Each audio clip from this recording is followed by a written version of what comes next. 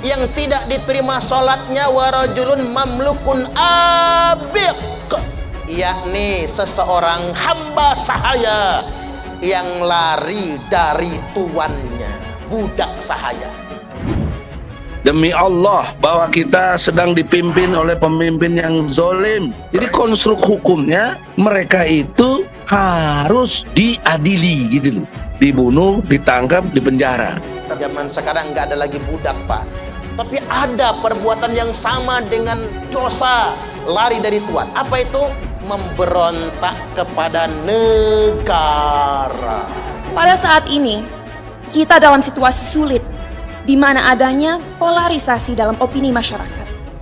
Terlihat jelas bahwa adanya ketidaksepakatan tentang apa yang dibutuhkan negara ini agar bisa benar-benar menjadi kesatuan yang kuat.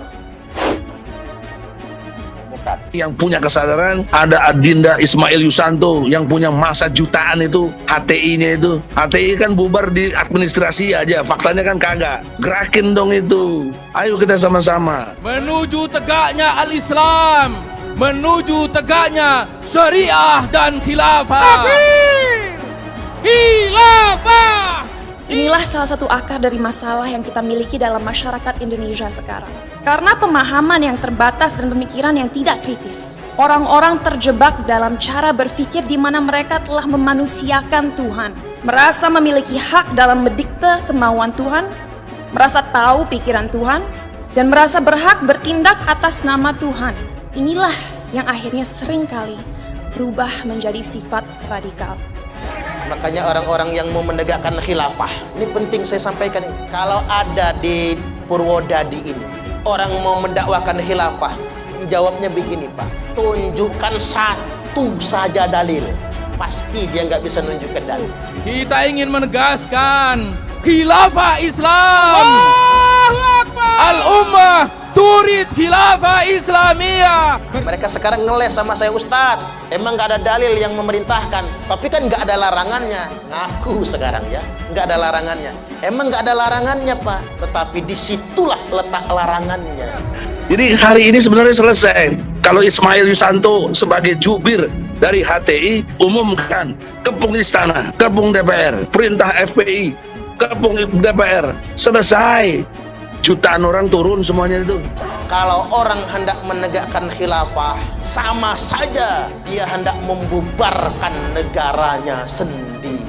Terus majukan perjuangan ini, apapun yang terjadi di depan sana. Dalam perbincangan saya beberapa waktu lalu dengan Habib Hussein Jafar, kami berdua sepakat bahwa bahaya yang masyarakat kita alami sekarang adalah mengatasnamakan Tuhan untuk kepentingan pribadi, menyesatkan generasi penerus bangsa dengan prinsip hidup yang sebenarnya tidak ada dalam Holy Scriptures atau kitab suci agama. Kenapa bisa seperti itu?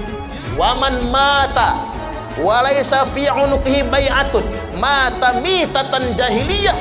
Barang siapa yang mati dalam keadaan memberontak kepada pemerintahnya, tidak ada di lehernya kesetiaan, maka matinya mati jahiliyah. Hancurkan sekat-sekat nasionalisme yang telah memecah belah kita semua. Waman mata walaysa fi unuqihi bai'atun mata mitatan jahiliyah. Barang siapa yang mati dalam keadaan memberontak kepada pemerintahnya, tidak ada di lehernya kesetiaan, maka matinya mati jahiliyah. Tiap hari kita demo. Cuma karena daya dukungnya kurang, kalian yang HTI, yang FPI, yang semuanya pecah-pecah, kita nggak kompak. Ya sudah begini. Nah, kalau Anda nanya saya, mari kita kompak, nggak usah banyak omong. Ya kapan? Minggu depan dudukin DPR, sebentar selesai itu. Karena itu perubahan yang harus kita lakukan adalah perubahan untuk menegakkan khilafah. Khilafah. Jadi orang-orang yang melawan pemerintah itu, Pak, alih-alih mati syahid malah mati jahiliyah. Situasinya udah begitu, kita ngelawan orang yang udah zolimnya luar biasa. Ini sebenarnya pintu masuk berakhirnya Jokowi sebagai presiden. Terlihat sekali ingin memaksakan terjadinya tindakan kekerasan dan membuat kekeruhan. Oleh sebab itu kita menghimbau seluruh warga masyarakat untuk tidak terprovokasi. Jadi jangan sampai orang menggunakan agama untuk kerusakan. Hati-hati dengan manipulasi agama, Bapak Ibu. Ini mencemaskan bagi kita semua.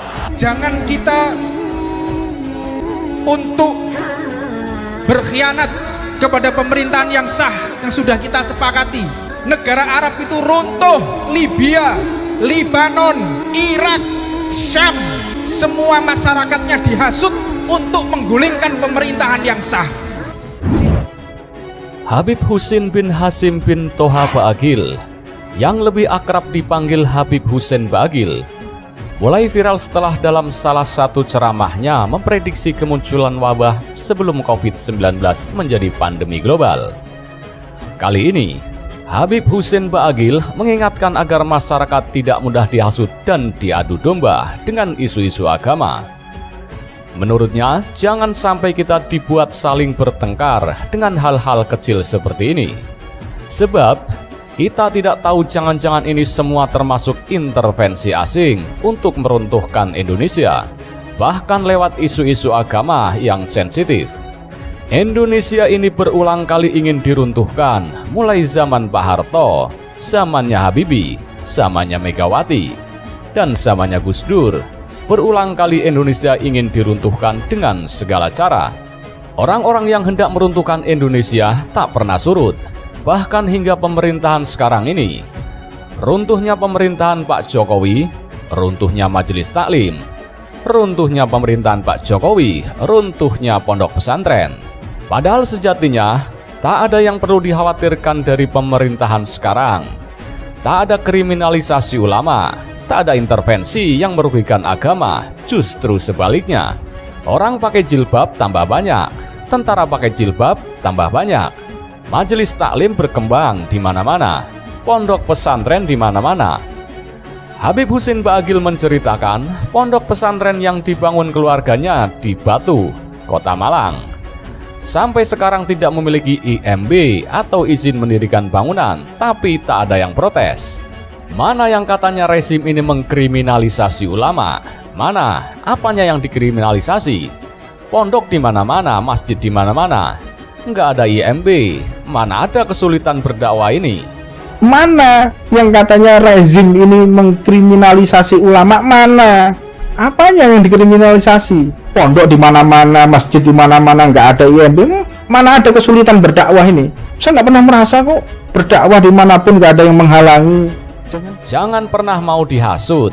Sebagaimana Timur Tengah yang luluh lantak sekarang, mereka dihasut dengan agama sehingga menggulingkan pemerintah.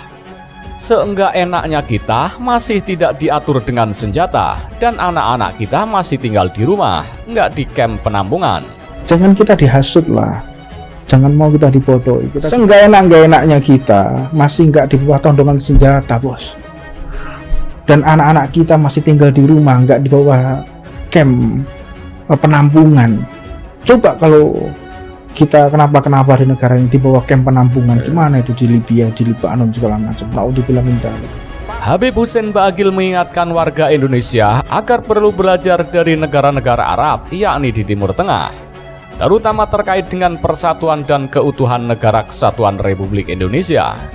Udah jelas radikal ini berbahaya sekali, makanya orang Indonesia harus belajar dari negara Arab, kata Habib Ba'agil saat menjadi pembicara dalam podcast Deddy Kobuser.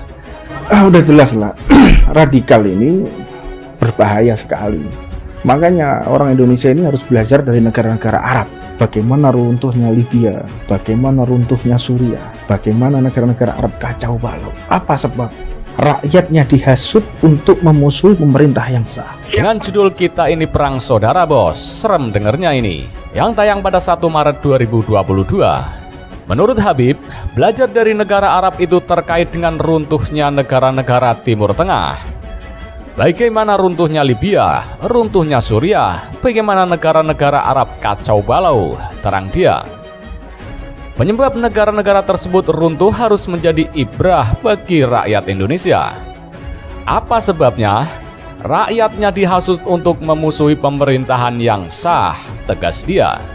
Dia menilai yang terjadi di negara Timur Tengah, rakyatnya dihasut sehingga hal itu harus dilihat dan menjadi pembelajaran bagi orang Indonesia. Ambil contoh Muammar Gaddafi, itu kurang sejahtera apa rakyatnya, ujar dia. Menurut dia, berbagai kebutuhan di Libya dipenuhi oleh negaranya, mulai dari pendidikan, listrik, kesehatan gratis, dan lainnya. Tapi rakyatnya dihasut untuk menggulingkan pemerintahan yang sah, ucap dia. Kita ambil satu contoh aja. Muammar Gaddafi itu kurang sejahtera apa rakyatnya?